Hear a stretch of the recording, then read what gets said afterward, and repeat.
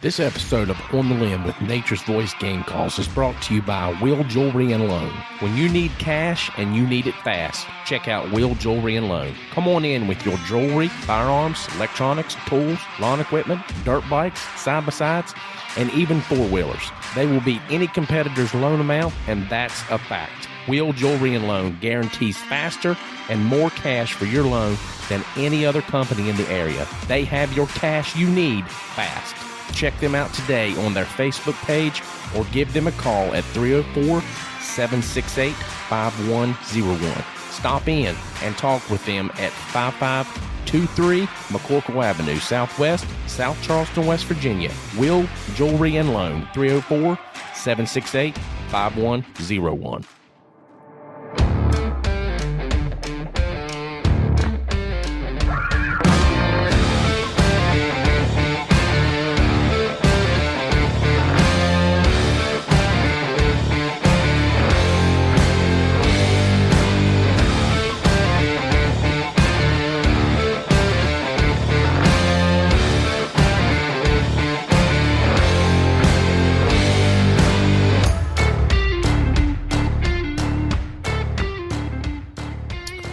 All right, folks, welcome back to another episode of On the Limb with Nature's Voice Game Calls. Folks, we've been talking turkey for the last couple weeks, but now this evening we're going to get into the nitty-gritty. We're going to be talking to a five-time Georgia state championship competition caller. I mean, this guy right here knows what to do when it comes to calling in some turkeys. That's awesome, man. I mean, he's been doing it for over 40-some years. It's just crazy the experience this guy has, and, you know, the success that he's had over the years, you know, it's just crazy. So we'll get into that later. Talking a little bit about Summersville. We just come back from the Summersville Woods and Water Expo. That was a good show. They had Bruce Mitchell there, the Gator Man, and they had the Turtle Man there, and they had Jimmy Houston there, which was really good. I didn't get to go see him because we was too busy, but they had him there, and he had a line up all the way out the door, and so did the Turtle Man. So it's crazy how many people watch those shows and, you know, come out and want to see them guys. But they're good. They're good shows, and, you know, they do good stuff in the outdoors. So we also met David and Karen Holder from the West Virginia Bowhunters Association there at the banquet. They was speaking there. They was the guest speaker. So they have Raised Hunting TV show. That's what they call it. And he kind of gave a little story. We're going to have him on the podcast later on, so I don't want to give too much away. But right. He's got a book out. You know, they raised hunting, true stories of faith, family, and the adventure of hunting. Oh my gosh, man, that goes right with our podcast. Yeah, you know, that's awesome. God, family, country, and everything outdoors. Yeah. So it kind of lines up with everything we've got there. So. Absolutely. I was like, man, we've got to have you on, David and Karen both. They'll both be on the show. So we're going to set that up sometime, hopefully in August, right before bow season, or right maybe at the end of bow season. So, yeah. All righty. Dan, Great. How you doing, brother? You on the line? Yeah, I'm good. Oh, what's going on, Sounds bud? Salty. Yeah, I'm good. You all right there, bud? I'm just peachy keen. Y'all doing all right? Yeah, we're doing good, man. Good. So let's get into it, I guess. Let's please welcome with me the five-time state champion competition caller, Stanley Wymbs. Woo! Stanley, how you doing, sir? Oh, man, I'm doing great, man. Just living the dream, man, living the dream. I hear you. So tell us how it was winning the state champion in Georgia 5 times. Well, you know, just, you know, when I first started this journey with turkey call building and building calls for the local guys in my neighborhood, and I decided to say, well, you know what, I want to take these calls and see how they're doing in competition. Yeah. And trust me, when I first got started, I was one of the guys that was in the back of the pack. Because, you know, you're trying to learn the game, you're learning what they expect, because competition calling and turkey hunting is 2 totally different animals. And because, you know, with turkeys, you can kind of have a few mistakes and you can get away with it. But Yeah. When you're on stage, you got to have a good, solid routine and a good run. Yeah. And just, the first time, winning the Georgia State, it was exciting. I was like, okay, I won it. And it felt good. I was like, yes, I won it. Well, the next year, one of the guys that has really helped me out a lot on the calling circuit is Richard Gunn. Yeah. And I mean, he just won the team, after at Grand Nationals this year, and I was one of the first guys to congratulate him. And, he and we're both from Georgia, so we're competing against each other. Yeah. and so the next year, he won it, and we had a call-off, and we had to go through like 3 call-offs, and he pulled it out to win. So I was like, okay, I got to get on the horse, and I got to ride a little bit harder. Yeah. And the next year, I won it back. Okay, I was like, yeah, 2 times. So it's just back and forth. Yeah. Well, and then, the next year, boom, I won it back to back. I was like, wow, back to back champion. I was like, I'm ready to go from there 3-peat, And then we got some new callers came in, like a guy by the name of John Padgett, Zach Conaway. So that put some new horses in the race. Well, 1 year Zach Conaway won it, 1 year John Padgett won it. But then I slid back in and I won it again. And then this past year I won it again. So, and then I sit there and go, I've won it 5 times. I was like, wow, okay. And just, and going to so many different contests and competing, and we as competition callers, we know when we're doing good, we know when we're doing bad. But I had a guy, Mr. Bobby Woods, Grand National caller. Yep. He told me, he said, Stanley, you're going to win some, you should have lost, and you're going to lose some, you should have won. And so with that being said, it made you learn how to say, okay, today wasn't my day.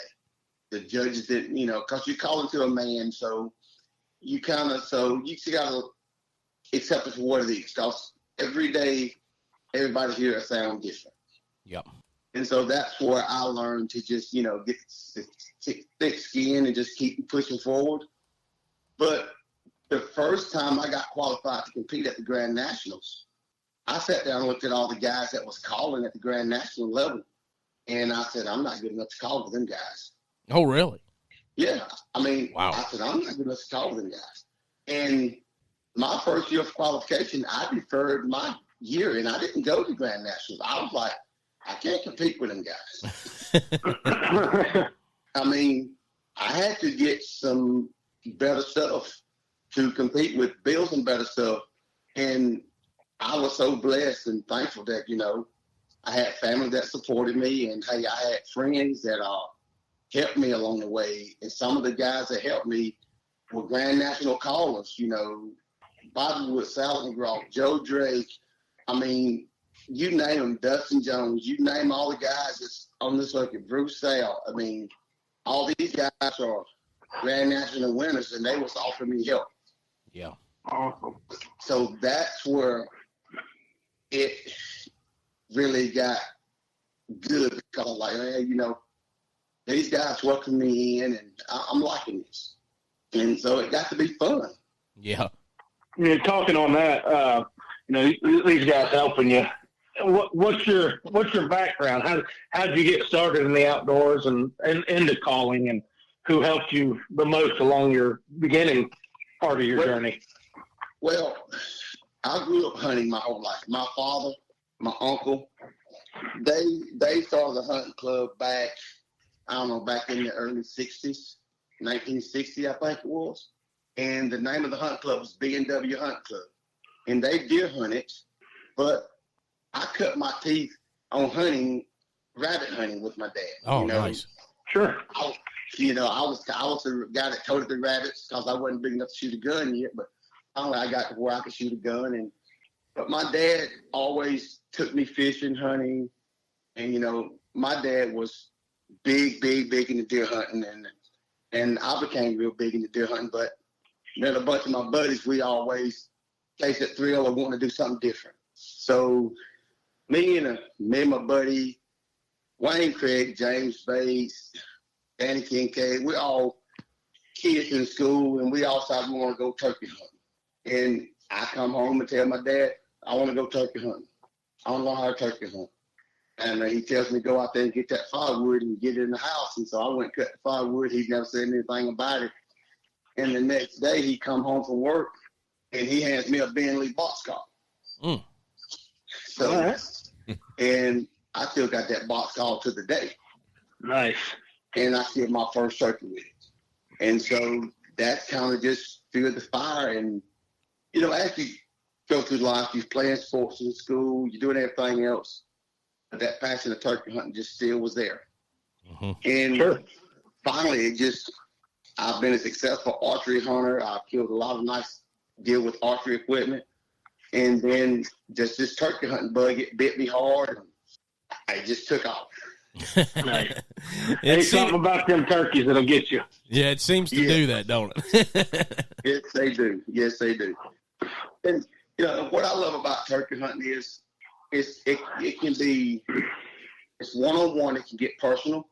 And if any man say, if he hadn't chased one particular turkey for a whole season and he got whipped and he got beat numerous of times, mm-hmm. and then when he finally do harvest that bird, he go, well, I don't have another bird to chase now. Oh, yeah. So you completed the drill, but you look back at how much you put and how much time you put into harvesting that one bird. It just, and now, you know, I'll enjoy going calling for other people, let other people harvest a bird, helping them get their bird, because that's the fun part about it now. Yeah. Let somebody enjoy what I've had to enjoy. Yep. So you talking about that, let's talk a little bit about that 2022 article that the NWTF done on you, An Impartial Passion. Tell us a little bit about that experience. You know, Miss, what's her name that wrote this article? When she called me up and said she would like to write this article, Miss Susan Deck, and I just kind of, you know, okay, I give it all the stuff she needed, and I really didn't think nothing else about it. Just, you know, okay, she wants the information, and then all of a sudden everybody called me and said, "Hey man, you're in the you're in the NWTF magazine." Yeah, you're all over the place when it comes to NWTF. When that happened, yeah, and you know, and it was cool because I think in 2019 they had an article also and had me featured in it. It was called "Lost in Translation," and it was called "Field Calling versus Stage Calling. What's the difference?" Oh, okay, and, yeah, and that was in 2019, and so that was amazing. And then, you know, when they did this one, this was just, you know, it was awesome, man. I was like, and I've just enjoyed it for so long and being welcomed by so many people. It's been just humbling. But that magazine, I just kind of touched base on the people that inspired me and pushed me and kept me kind of motivated to keep going. Yeah, for sure. You know, and, you know, knowing that's a passion. And, you know, it's just like that quote that I wrote. And, you know, that quote stated, you know, the passion, you know, for the outdoors does not have any prejudice. Yeah. It's just a true passion that should be cultivated and educated and tended to by those of us with the skills to flame, you know, the passion and keep it embers burning. Mm-hmm. I mean, and it doesn't matter who you are. It doesn't matter what color you are. It doesn't matter. It doesn't matter. If you have the passion, you need to pass it on to someone else so they can understand what that passion is all about. That's right. That's for sure. And some people never get to experience that passion. No, and that's absolutely. Yeah, there's a lot that don't.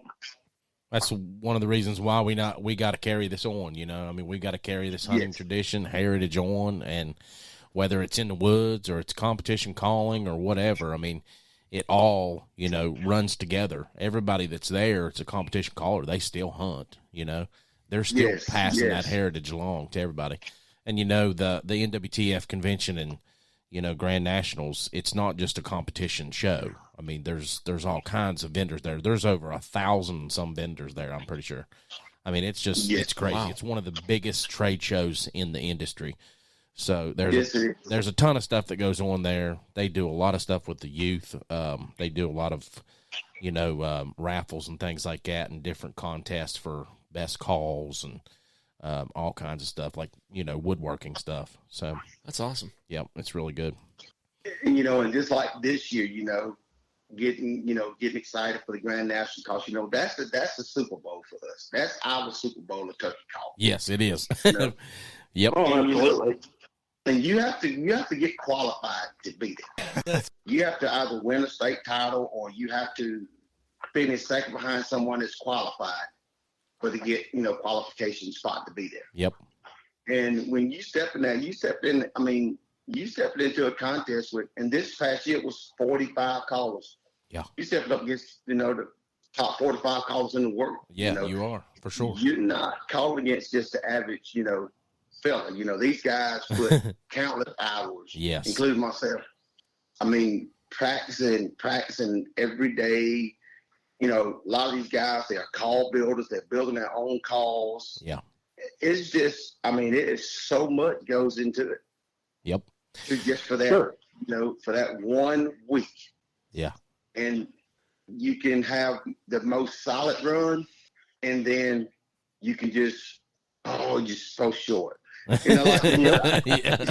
I mean, yep. And I can honestly say, I have not made the cut for the finals at the Nashville yet. Wow.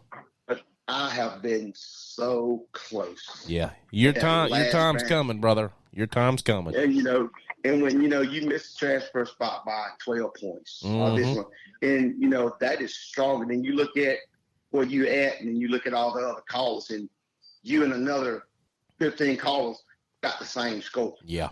And it's like NASCAR, man. Oh yeah. Sure. It's a sport in itself, it's you don't really want to say athlete, but you guys train and you guys practice and you guys, do this, like you're saying, countless hours to get to that point and to be that good. So yes. And and when you have a contest and you got the top 12 guys, that's a half a point, 1 point difference in all those guys, the top 12, that's tight. Yeah, it sure is. Yeah. And and then some of the guys that just make that one little bobble, and then it knocks you out of the game. Uh-huh. Yep. It's just like if you're sitting there, you watching your bobble on a fish, and when it hits it, you jerk it too fast, and you miss the fish, you make that one little bad note. You're out of the game. Yeah. Yep. All right, Stanley. We'll be right back after a word from our sponsors. We're going to hit on a quote that you had there during this article, and then we're going to talk a little bit more about the NWTF convention. Okay. Do you find yourself not wanting to tackle that honey-do list at home, or the dreaded home and business repairs and improvements? Let Jones Empire LLC, which is a locally owned and operated business from Charleston to Huntington, West Virginia. Jones Empire LLC is licensed and insured, servicing commercial and residential properties throughout the state of West Virginia. Jones Empire LLC offers junk removal, property cleaning, interior and exterior cleaning, paver, patios, small remodels, tree pruning, tree trimming, tree cutting, tree removal, demolition, tree thinning, stump removal, landscaping, painting and staining, gutter cleaning, pressure washing, and even small remodels. Jones Empire LLC also offers dump trailer services for all your hauling needs. Jones Empire LLC offers free estimates. Schedule your service today. Call or text 304-541-8934. Again, call Jones Empire LLC 304-541-8934. They also offer 24/7 emergency services. Call them today. All right, guys, we're back with 5-time Georgia State competition calling champion Stanley Wymbs. So, Stanley, we'll get back into some of the convention stuff here in a little bit, but we're going to talk a little bit more about that article. Okay. Yeah, definitely. So, Stanley, you was quoted to say it's not all about the money. It's about putting the call in the new hunter's hand, whether it be a young or old person, man or woman. Yes. That's a great sentiment. We talk about that. It's about keeping, especially the youth, getting the youth involved. But like you're saying right there, man, it's young or old. Old people still can start hunting too. I know several people that started getting into turkey hunting later in their lives. Yeah. Yes. For sure. I mean, it keeps them young. Yes, it does. And, and I can say this, I've been really blessed to be a part of this turkey thing, to be able to just enjoy myself and get one-on-one with Mother Nature. But also when I go to the woods and hunt, the passion I have for the hunt, that turkey, if I'm teaching a kid, if I'm sharing a story with someone, I got that same passion because I want them, if I'm telling them a story, I want them to feel that they're right there with me. Enjoy it. Oh yeah, it's a great experience to be able to share that passion with somebody else. Exactly. It's almost better than a hunt sometimes. yeah, that's what I was going to say. Yes, because and I tell a lot of people, when you go and you have that one-on-one encounter with that long beard, and you call him in and he's at 20 yards, and you got two things you can do. You can say, okay, I'm going to take this bird, or I'm going to let this bird walk away and enjoy the show. Yeah. And do this again another day. Yeah. And, I find myself doing that now, going and then, okay, I'll do this again tomorrow, or I'll do this again in a couple of days because, you know what, I enjoyed the show. And those are the birds that are fun. Yeah, for sure. Yeah, definitely. So another thing we do like to do on our podcast is our Salute to Valor. So this evening, our Salute to Valor is going to go out to Richard L. Smith. He served in the United States Marine Corps from 1970 to 1972, and he was in Okinawa, Japan. So the last big battle of World War II was Okinawa, and Okinawa was actually placed under the U.S. administration until 1972. Yep. When Okinawa reverted back to Japan. Obviously we still have some bases there, and some of our enlisted gentlemen and men and women still serve at those posts in Japan. So we'd like to thank you for your service this evening, Richard, and knowing you was over the big pond. Yeah, definitely. Thank you for your service, Richard. Thank you for your service, sir. All righty. Well, so we've talked about your quote there that you had. How has the hunting industry and the calling competitions changed since you started years ago? You've been in this. It's changed a good bit. Actually, the turkey sound has changed. Mm-hmm. It got to where the pot calls was the thing. And then all of a sudden on the friction side, it goes, now they're leaning to the box call side. So you kind of, and it's all opinionated and it's all, man judging, ladies judging. So if you got someone that loves a box call, they're going to score a box call well. If you got a man that loves a pot call, he's going to score a pot call well. And that's where the opinionation comes in at, So that's where it can get frustrating sometimes, but you got to say, okay, I got to get myself something before I can compete in that game too. So I thought, hey, I need to build me a good box call, or I get me a good box call, or I can compete with those guys. So you got to be willing to change the game. Sure, that makes sense. Wow, it does for sure. And and everybody, and I can say this when it comes to turkey hunting. The first ever hen turkey I encountered, she was yelping to me and competed against me. That hen imprinted on me. So that's the hen I think I got to sound like. Yeah, that's sure. And every hunter has to encounter that. So he has this hen in his head that he wants to imitate.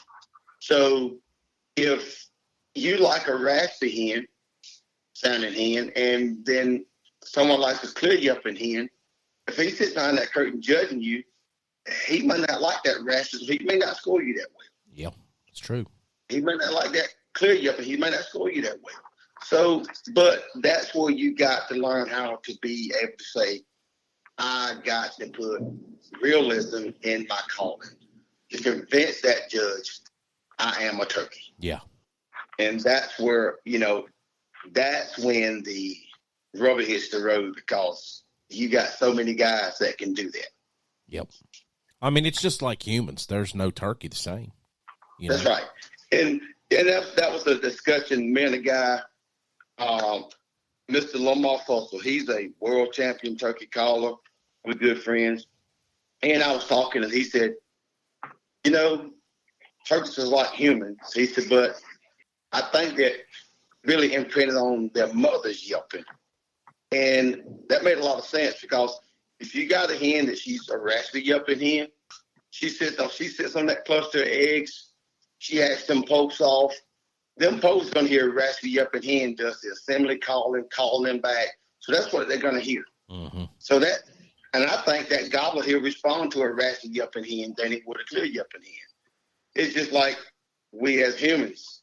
You can take and put 5 women in a room, and your mom can be in there. Your mom can call your name. You're going to know which one of those ladies your mom. Yeah, especially when she says your middle name. Yeah, exactly. So, I think that has a lot to do with the turkey communication as well. They was imprinted on that sound from that boss hen, that mother hen, and I think that's what kind of triggers a gobbler, because I've been in the woods before, had a slate call, had a glass call, had a, crystal call, and they wouldn't respond to the slate. They wouldn't respond to the crystal call, but they respond to the glass call. Yeah. And then go back to the same place the next day and use the same exact calls, and they won't respond to the glass, they'll respond to the slate. Yeah. So so that's why you got to keep an arsenal of turkey call stuff, because you never know for sure what temperament they in, and you never which birds want to communicate with you that day. And that's the good thing about all the call companies out there. Everybody needs one of each. Absolutely. I mean, because like we say, no turkey's the same. And you're saying it might answer to that glass call or that crystal or that anodized aluminum or whatever. And that anodized aluminum may be in a paddock pod. It may be in a cherry. It may be in a walnut. All those are different tones. Yeah, so, and it all makes different tones. Yeah. It's like right here, I got a black anodized aluminum pot call that's in an Osage pot. Yep. On a diamond wood striker, and this joker, man, it is just. Woo.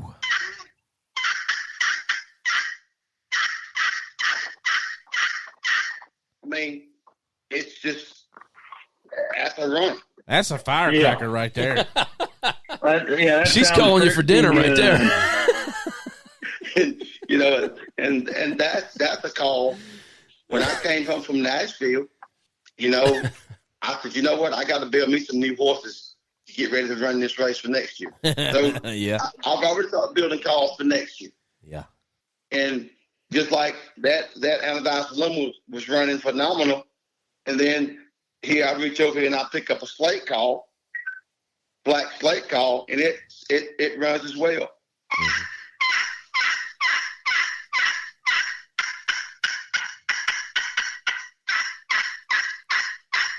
And that's slate call. I mean, totally different sound though, really.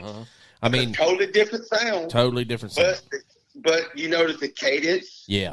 My rhythm, it was all the same. Oh yeah, for sure. Yep, that's a key. And that's where we got to be able to present it to a judge and say, and he can close his eyes and say, I hear that turkey walking up there. Yeah, that cadence and that rhythm, you're like you're saying, that's a big key to those judges, because that's what they're looking for.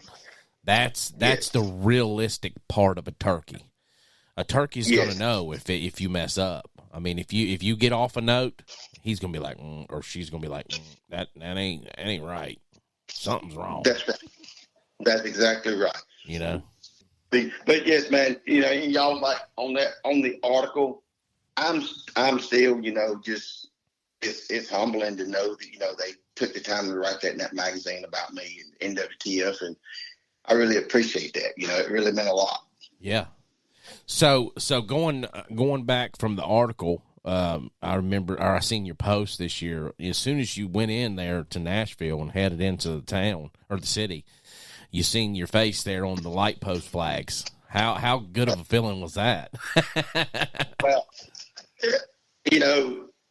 I got there that morning and I was there and I had to do the call judging contest. And I went there and I started judging the call judging contest. And one of the guys goes, "Hey, man, did you see yourself on the banner?" I was like, "No, what are you talking about, man?" You're on banners. You're on banners. I was like, "Really?" And so they took me and showed me, and I was like, "Wow." And then they started showing me where, how they was, all downtown, on the big flat screen downtown. And I was like, "Wow, that's pretty cool." Yeah. Yeah. But it was also humbling, and everybody go, "Oh, I seen you on the banner. You're the guy on the banner. You're the guy on the banner." Yeah. I want to autograph. Awesome. I was like, "Oh, man, I'm just a simple man. I'm just, hey, man." But it was just so humbling, man. And it really made me feel good that, they took the time again to say, "Hey, let's recognize this man for working so hard." Let's that's the thing I like is like being recognized for something that you love that much. Yeah. I think that's amazing. Exactly. And I talked with the NWTF, and I was like, "Hey, I want to get that banner. Can I get that banner?" And I didn't get a chance to get the banner now, man. I was like, I wish I could have got the banner, but I didn't get it. But you know what? Hey, yeah, being able to see it and get pictures of it, and I stood beside one of them and took a picture beside it. So, I'm sure if you call old Joe Drake up, he gets you that banner. Who's that? Like, who would call? Joe. I don't know. But I may have to lean on Joe and see if he can help me out. Yeah. Richard's pretty good friends with Joe. I'd call him up, be like, "Hey, can I get that banner? It's got me on it." Yeah, Yeah, I know it. I'll tell you, and every year Joe has it. He puts on his Peak State Classic, and I go down and compete in Joe's Peak State Classic. Yeah, and that is one contest I have not won. Oh, really? And no, but I have, and just I don't know what it is. That's the first contest starting off for the year, and I just don't know if I'm just got the first of the year jitters when it comes to that contest. and then I can go 2 weeks later, and then I can start winning contests. So I got to guess. I'm going to have to put in my mindset is I'm having a contest in December, so when January comes, I'm ready for that contest. Because I told Joe at Nashville, I said, "I've never won your contest, but I'm going to win it this year coming up." And he said, "All right, come on, big boy." Yeah. He says, "Bring it." Bring it. And I'm on the Christian side, and I've made a decision to where this year I'm going to start running some diaphragms, and I think I'm going to start running in the open. That's what I was going to ask. Are you only friction, or do you do? I was going to ask that later on, but I probably forgot about it. If you had to say something. But I'm fixing to start running some. I mean, I build diaphragm calls, with my company, and I do all that stuff. And I'm fixing to start running some, diaphragm calls because I feel that, I need to broaden my perspective out and be on both sides of the token. Yeah. Well, hey, Stanley, something that we like to do every episode is we like to do a scripture of the day. So our verse of the day tonight is coming out of Hebrews chapter 11, verse 1. And I'm going to be reading this out of the Passion Translation. There you go, Dan. It's all for you, baby. So it is, it says, "Now faith brings our hopes into reality and becomes the foundation needed to acquire the things we long for. It is all the evidence required to prove what is still unseen." I don't know. I think being in faith, that makes those things that we can't see yet, those things that aren't, that we're hoping for in our lives, it can bring those things into reality. You know what I'm saying? Yeah.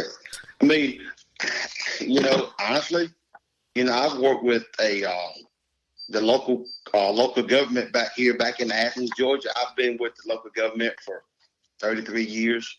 And I never, and working in the water industry, but I never thought that, that my passion would go like it is, and having a job where it made it possible for me to do that, because, working for a local government, you get days off and you don't lose pay. So that's a good part about, working for government, when I need to take those days off, I was able to take off, and then I was able to still, get my income and keep my home going and keep everything rocking and rolling. So that was a great part about, this venture for me. Nice. Yep. That's awesome. Just real Yeah, quick, Dan, sorry, just real quick. If you look down into verse 3, this is cool. He says, faith empowers us to see that the universe was created and beautifully coordinated by the power of God's words. He spoke, and the invisible realm gave birth to all that we see. Yeah. So, you think about how beautiful the creation is. Man, we talk about this a lot. You mentioning that scripture brought that one to me. I was like, yeah.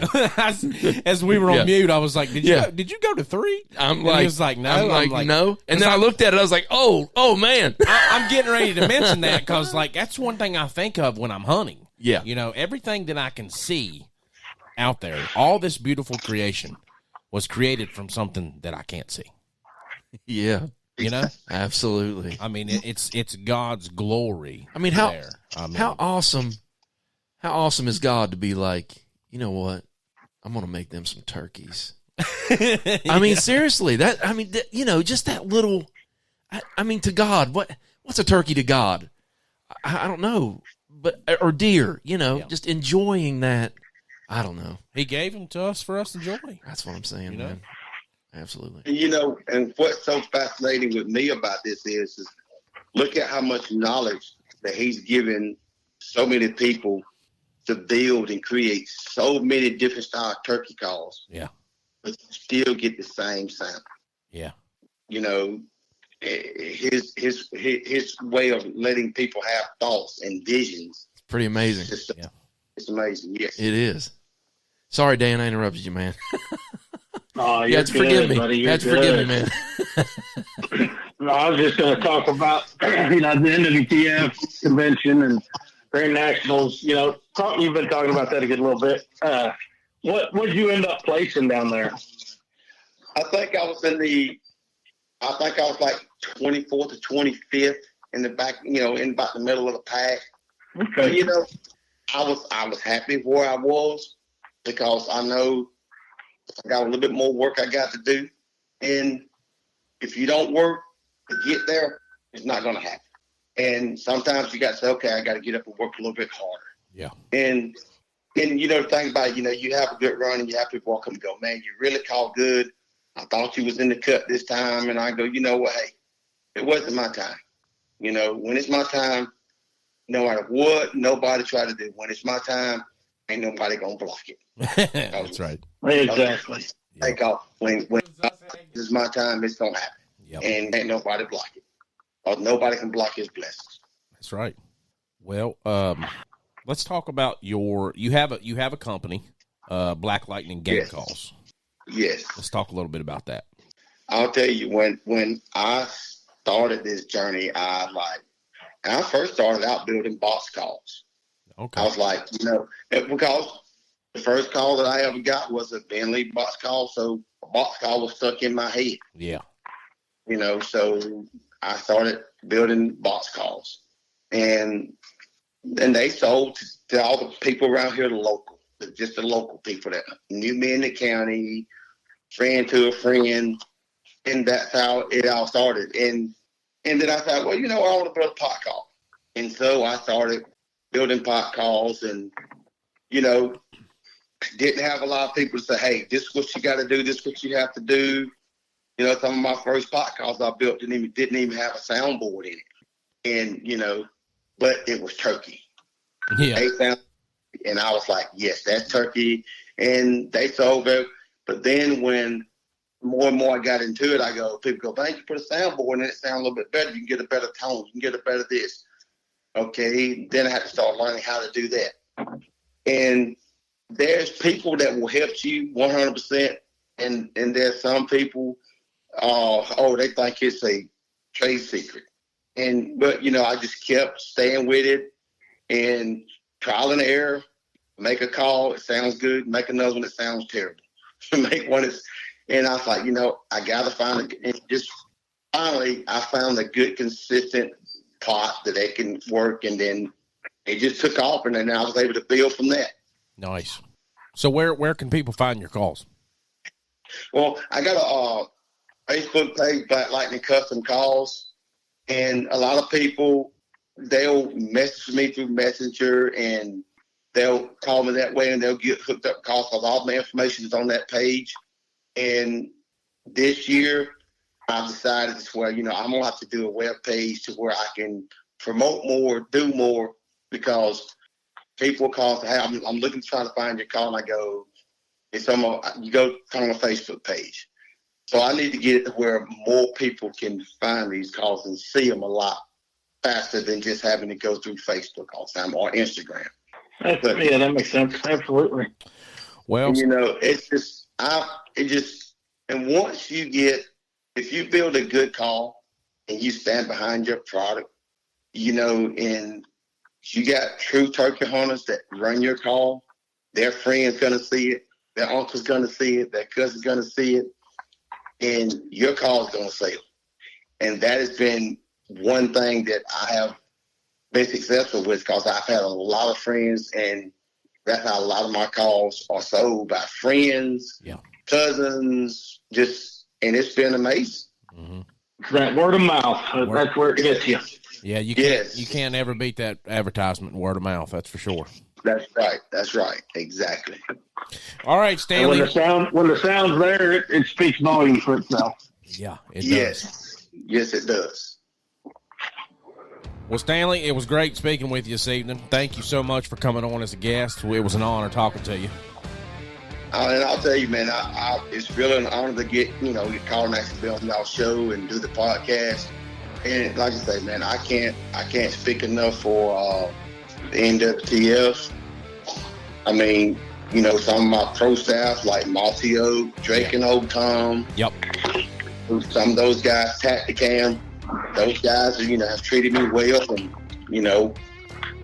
it's been an honor, man, just to be able to do this stuff, and the friendships that I've met along the way. That is priceless. Oh, absolutely. Yep, for sure. All right. Well, everybody, we thank you for listening. Be sure to check out Black Lightning Game Calls there on his Facebook page, and give him a like. Stanley, again, we appreciate you, sir. Thank you, man. I really appreciate it. Thank you. Thank you. You do the same. Yes, sir. Bye-bye. All right, guys. Well, be sure to check out our new episode getting ready to drop tomorrow morning at 7 a.m. Ryan Barnett with Pattern Pros USA. That airs tomorrow morning. So that was another great episode that we had. And you'll get to find out about that sweet little business model that he's got there. So if you haven't already checked it out, be sure to check that out tomorrow. Be sure to check us out on Spotify, Apple Podcasts, Google Podcasts, Amazon Music, or wherever you get your podcasts. We're there. So we appreciate everybody listening. You all have a good night.